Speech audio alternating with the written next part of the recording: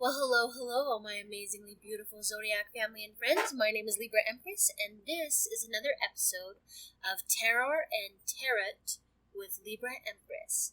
Today we are going to be watching Two Among Us animated horror stories by IMR Entertainment. Without further ado, let's get started, shall we?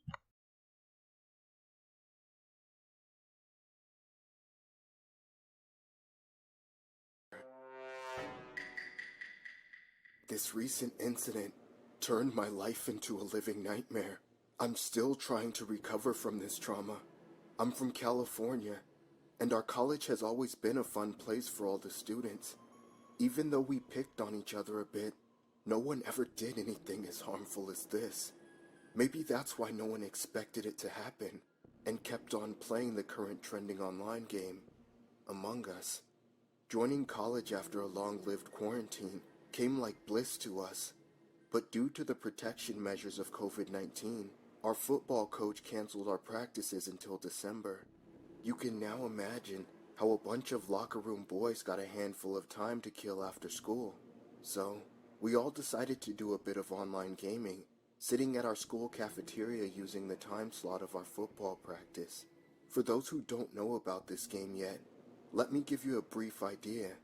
It's a game one can play with friends online, adding your friend by sharing a private passkey.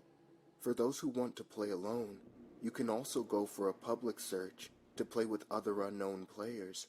The game is a task-based murder mystery. There are two kinds of players in this game, crewmates and an imposter. The crewmates finish the tasks in a space station, and the imposter takes chances to execute them silently. After discovering the body of the murdered crewmate, an emergency meeting takes place, and everyone has to vote who is the imposter. The game continues if they fail to spot the imposter. Long story short, we were a group of 10 guys, hence we were enough to play privately, without seeking other unknown players online. The game allows you to increase the number of imposters, but we decided to keep only one for the game to become interesting. The game has created its avatar in such a way that, except the player, no one can guess which avatar belongs to whom, and we all decided to keep it a secret for the enjoyment purpose. The first day after school, we all jumped on the game. The game was going well. We had 2 rounds of emergency meetings, as the imposter wasn't making any moves. Everyone started to make fun of the imposter, without knowing who it was, by saying, "What a dork, dude. Seems like the imposter is too scared to take a life virtually. The imposter is making things boring," etc. I stared at everyone's face but couldn't guess who was the imposter, though after the end of the game, we were informed about his avatar, that no one revealed the imposter's identity. The next day, due to rainy weather, we left the school early and decided to play the game from our houses by sharing the passkey. The imposter managed to murder 7 crewmates without getting caught. Everyone got back their interest in the game. No one revealed the avatar of the imposter for obvious reasons. At the end of the game, we came to know a blue-colored crewmate was the imposter, but to keep the fun going, we decided not to reveal our avatars, so no one could guess who was whom. I went to bed thinking, who could be the imposter, and eventually fell asleep. When I woke up that following morning, I heard my dad talking to our college principal on the phone. I went downstairs and asked him, "What happened, Dad?" He replied in a worried voice, "One of your friends died last night. The school boards are calling every parent and warning us to keep caution. The cops think he was murdered mysteriously." I was beyond terrified to hear the news. I quickly called my friends and came to know it was Liam. He went to the backyard to dump the garbage at night, and someone silently came and slit his throat. The game Among Us also allows the imposter to kill the crewmates with a sharp, pointy knife. I didn't know what to say. I didn't know why the game came into my mind after hearing the details about Liam's murder. If I stayed on this gut feeling that day, I might have been able to lessen the damage. But our school organized a little ceremony to pay our condolences to Liam's family and pray for his soul to be in peace. The group of 10 became a group of 9. A few days passed. and we were all starting to get back to normal life. One evening, I was sitting at home bored when a friend suggested playing Among Us to kill time. Though everyone was quite upset with Liam's mysterious death, we all thought it would be a nice way to keep our minds preoccupied for a while. We started the game, and after 2 rounds of play, things were the same again. After winning his crewmates on that 3rd round, I felt the pattern repeating itself. The imposter now behaving exactly like that, killing people randomly and managing to win the game by lying in our emergency chat. This time, I asked the group chat who played the imposter in the 3rd round. Chris and Jack revealed they played the imposter in the first 2 rounds, but when asked about the 3rd round, everyone said it wasn't them. I feel someone among us was lying, but I didn't know why. Something about this was feeling odd. I told my friends I didn't want to play anymore and left the game. After that day, the actual horror began. My friends started to die mysteriously. Chris was found dead in our school library. His throat was slit too. Blood gushed out from his neck and stained the floor red. It was a vicious sight when his body was discovered. Then it was Sam. He went for a swim in our school swimming pool. A couple of cheerleaders found him floating in a pool of his own blood. Cause of death: someone slit his throat. After 3 horrible deaths of our friends, we all shook in fear. We stopped going out after school or roaming around the streets. One day, Jack frantically came to see me.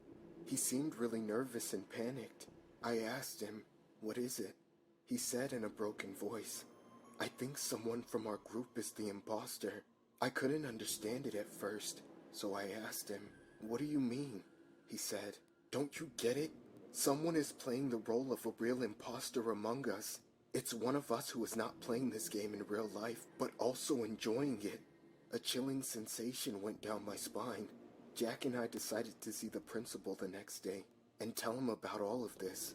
I went to school and waited for Jack to arrive.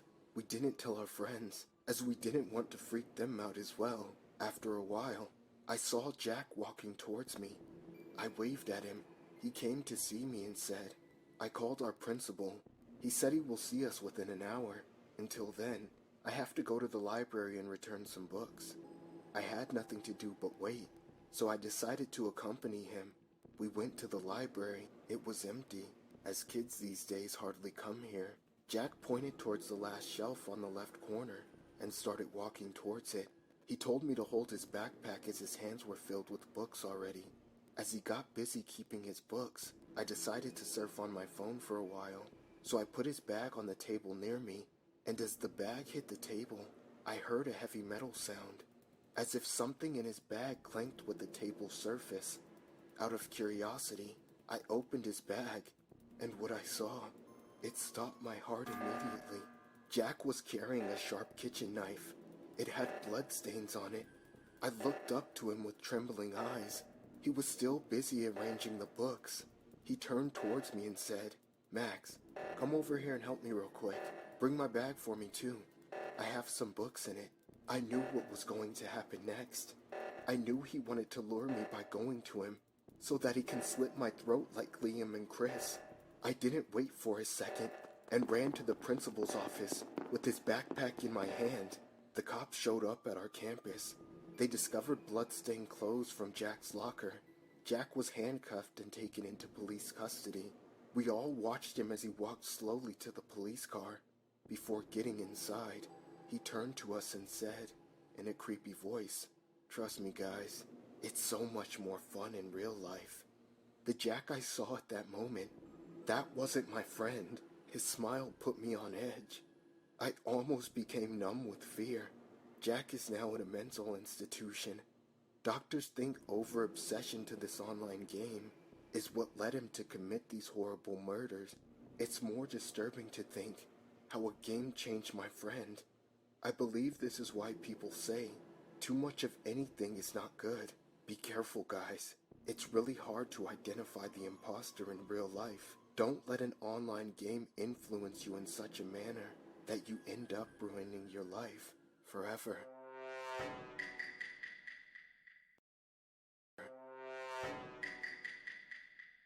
My husband is a store manager. We live in a suburb of North California. My son Jimmy is a highly active child. He is always up to something. When he was little, I used to give him cookies or snacks just to keep him busy, but now he's 9 years old and always running around the house. A month back, he came home and asked his dad to buy him an Android phone. He said he wants it to play a game called Among Us. My husband denied to buy him one. As for a 9-year-old having an Android phone, that's not at all a necessity. I also agreed with him. Jimmy got angry at us and went to bed without eating. I felt a bit upset, but my husband said it's for his own good. Giving an Android phone to a kid is like snatching their childhood innocence. The next day, I went to pick up my son after school, and his teacher told me that he was caught with an Android phone during his math class. I was completely surprised as we didn't give him any mobile phone. I sat down with Jimmy and politely asked him where he got the phone. He shook his head and didn't reply for some time. Jimmy has always been a good kid. He never lies to me. I caressed his cheek and asked him again. He told me it was Alex's phone. Alex gave it to him to play for a while. I immediately called Alex's mother and told her not to let her son carry such expensive stuff to school. She was surprised to hear this and said she'd keep an eye on Alex, just to make sure he doesn't bring that kind of stuff to school again. I gave Jimmy a bowl of ice cream and told him that if he promises to behave and finish his homework on time, I'll let him play the games on my phone after he gets home from school. Jimmy hugged me in joy and promised to obey. I didn't tell my husband about this incident, as I decided to take care of it on my own. I figured it wouldn't harm anyone if I let my 9-year-old play a video game for a while. Things got much easier for me, as Jimmy enjoyed playing a video game, and I could concentrate on my work peacefully. Kids these days are much sharper than I was in my time. I used to notice his face light up while he played on the phone, but I didn't know my indulgence would cost me and Jimmy for life. It was a Sunday afternoon. I fell asleep on the porch while watching TV. I didn't realize when Jimmy took my phone and kept playing his favorite game, Among Us, sitting there on the kitchen floor. My husband was away on a fishing trip, so it was just me and my son around the house. I woke up from slumber and saw the entire house was in darkness. First, I felt like I was dreaming, but the pale sun rays coming behind the window curtain explained the reason. There was a power outage. Our area was going through some electrical repairing, so 2 or 3 times a week, we were facing power outages for 5 to 10 minutes. I got up and went looking for candles. After 5 minutes of silence around the house, something felt really odd to me. I noticed Jimmy was nowhere to be found. I called his name out loud, but there was no reply. I was quickly becoming more afraid and went outside of the house calling his name. Suddenly, I hear his voice come from our backyard. I rushed to the backyard. Jimmy was there, standing near our electrical wiring board. He was standing on a rusty tin lid to reach the wiring section of the board that had a bunch of wires hanging down from it. Our house was quite old, hence the wiring just being in the back. I said in a worried voice, "Jimmy, please come down from there, and don't touch those wires." But my poor innocent Jimmy smiled at me and said, "Look, Mama, I'll fix the power, just like the crewmate does in Among Us." My heart started racing like a horse. I knew a huge accident would occur if Jimmy kept holding onto those wires. He was about 15 feet away from me. I ran towards him as fast as I could, and then the power snapped back, and I heard the world's most horrifying sound. My Jimmy made a loud whimper, and I saw tons of fire sparking around him, and the entire backyard was filled with smoke. A smell of human flesh burning made the air heavy. I couldn't breathe. I couldn't do anything. It felt like the entire sky fell over my head. The smell of human flesh burning was choking me, and I just wanted to die at that moment. It's been a month now. My husband and I shifted to a new home. I couldn't live in the same house that my son had died in. The memories were too difficult to bear. Now, I just sit around the window and think about how a video game ruined his life. From this game, Among Us, my little Jimmy thought that holding on the wires and tying them up was exactly the way people resolve power cutting issues. The first 2 weeks were near impossible for me to go on with. How could I go on knowing that my negligence made me lose my only child? But now, I don't cry anymore. Do you know why? Every day I play Among Us, whenever my husband is at home. Just when the game starts, and the eerie space sounds play in the background, I hear my little Jimmy giggling and running around the house. Yes, Jimmy. Yes, Jimmy comes to see me. The game helps me to reunite with my son. I kept this a secret from my husband, as he would never believe me. But whenever the game flashes onto my phone, I hear Jimmy whispering to me, "Let's play Among Us together, Mama. I love this game. There's no reason to be afraid of my own child, right? I mean, he misses us, and we miss him too. I will keep playing this game every afternoon, as long as it keeps Jimmy among us."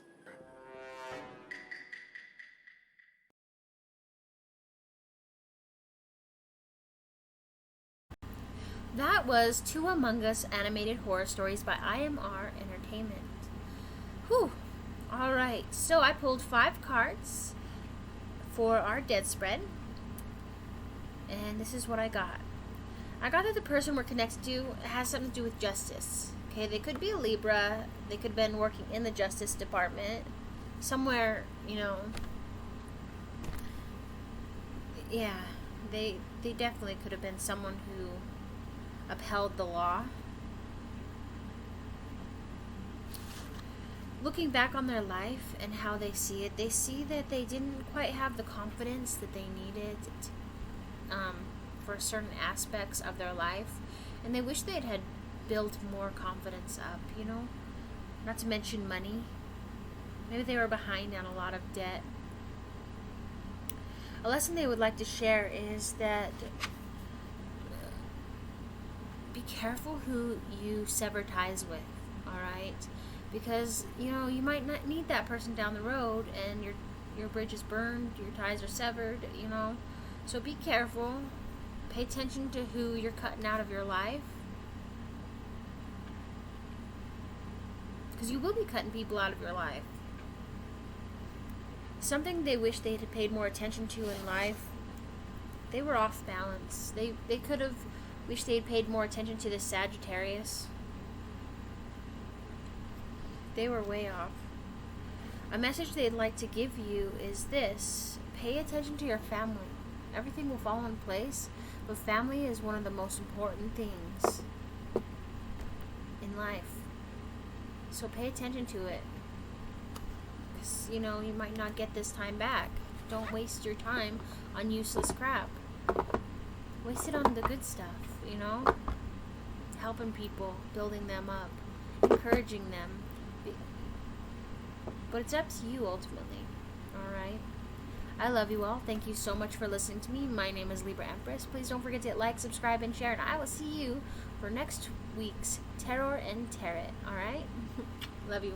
Bye, my beautiful zodiac family and friends. Stay safe.